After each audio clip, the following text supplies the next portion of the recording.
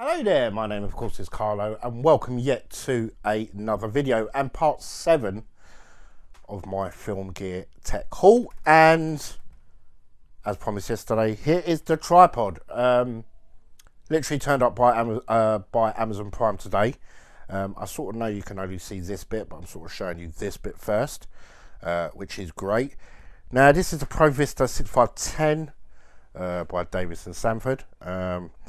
The one thing that attracted me most about this tripod is basically the way it's built. It's actually built for a rig because there's no center pole that goes up and down. So basically you've got the fluid head here, and that's basically the only thing connected to the tripod itself. So it's going to give you basically a much stronger tripod in general.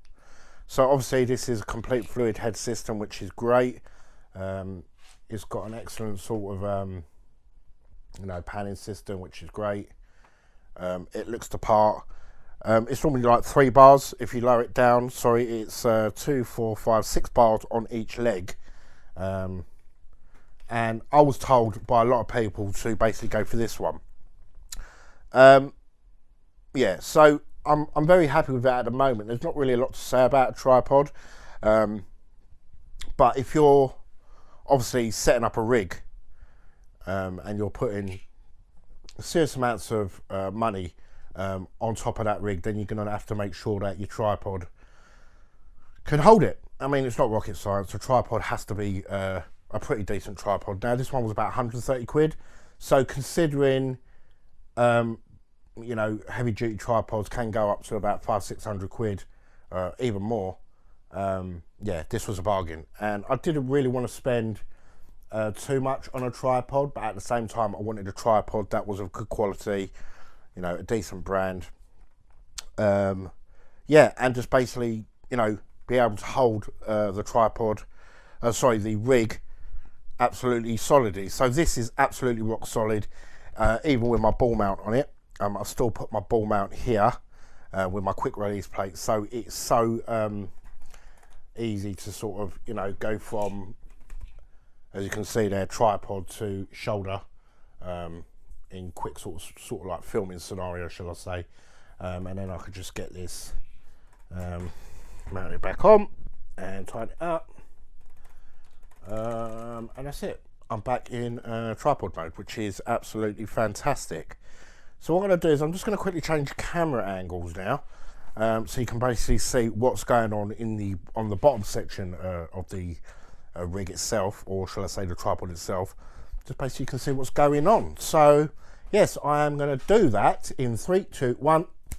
Okay, so as you can see, we've got some really seriously long legs. I mean, this goes very, very high, and I don't really want to show you at the moment, but this tripod could literally touch the ceiling with the height that this tripod elevates. So it's absolutely fantastic. It really, really is the bee's knees. So what I'm going to do, guys, is I'm just going to slide it over here, and I'm just going to show you the difference between my previous tripod. As you can see, I used to put my Canon 70D on that, yeah, and you can see this bar here compared to this setup here. This just buckled when I put this rig on.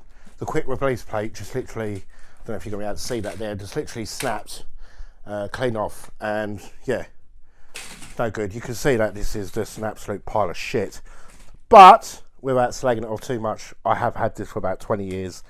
This was my first tripod, so it's a bit hard to sort of get rid of it because I'm quite close with it, but as you can see in quality itself between the two tripods, yeah, I mean, you can see that. So obviously if you're building a rig, it's not rocket science that you're going to need to get yourself a tripod like this.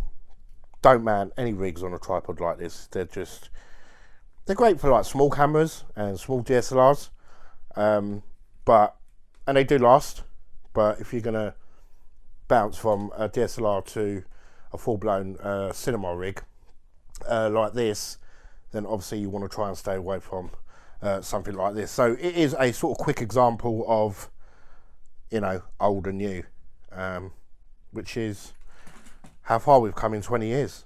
But mind you, I mean, this is a Manfrotto tripod. This, like I've just said, has been with me for about 20 years, which is absolutely insane. You know, I've done so much with this tripod, it's unreal, and it's been Frankenstein so many times. I mean, sort of like everything missing from it, the arm things missing from it, the nuts are missing from it. This tripod has seen some film sets, I'm telling you now. So yeah, it's great to sort of like bounce from something like this to something like this, which is cool. So retail on this was 130. To me, I think it's the best £130 I've spent in an absolute long time. When I checked out the reviews on this particular tripod, it was slagged off. I won't lie to you, but I don't see why it was slagged off, because the fluidity on this thing, and when you loosen it up, is just absolutely insanely good. You know, it's got a really good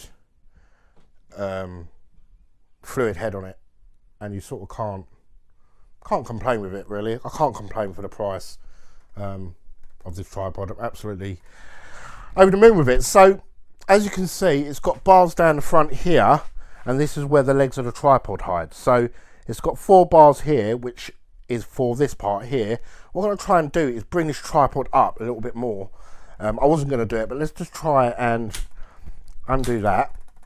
Clips here, and we're just going to try and bring the tripod up without breaking my rig, to show you how high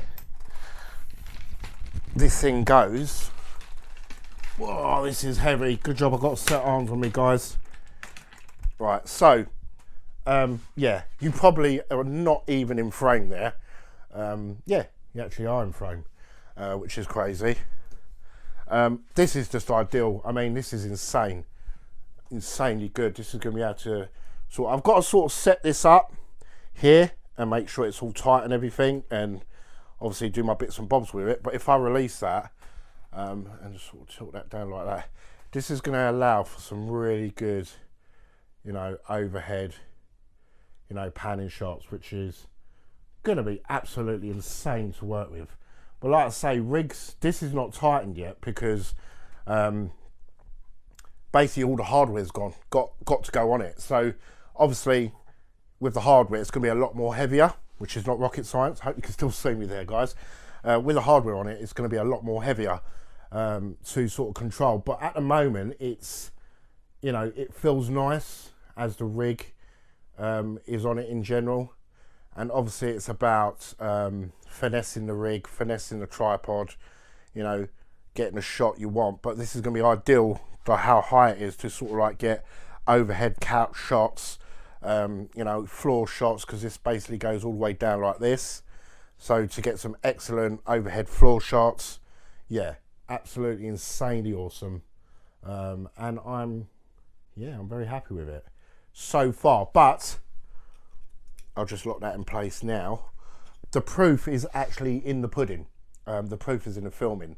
Even though this tripod looks absolutely insanely nice, and what you're seeing looks really, really good, obviously the only way you're going to tell if it's any good is when you're actually filming with this fluid head. During a shoot. But all that's going to come, guys. This is all going to come in the behind the scenes of the short film and the making of the short film as well, which I'm hoping you're looking forward to. It's getting closer now to the unboxing, which is going to be the next video of the Blackmagic Cinema camera, which I'm absolutely hyped about. I have got a humongous surprise for you guys within that video, which is going to blow you away. Yeah, I've just gone the extra 10 miles with this series. So yeah, expect the next video to be basically unboxing the Blackmagic Cinema camera, putting it on this rig, setting the whole rig up with audio, mics, the camera, you name it, we're going to be putting it on there, battery packs, the lot.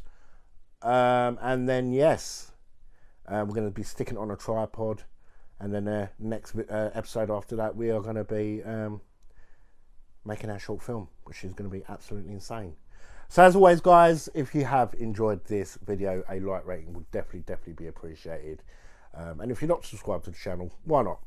Hit that subscribe button. Plenty more film and VFX videos coming to the channel all the time, which is great. This series has been absolute awesome to do, and I'm getting a bit sad that it's coming to the end. But you can expect a lot more videos after the series is complete on all this stuff, how to set it up, and just some really cool stuff coming to the channel. So as always, guys, thanks for listening, and I'll definitely catch you in the next video. Ciao, ciao, guys.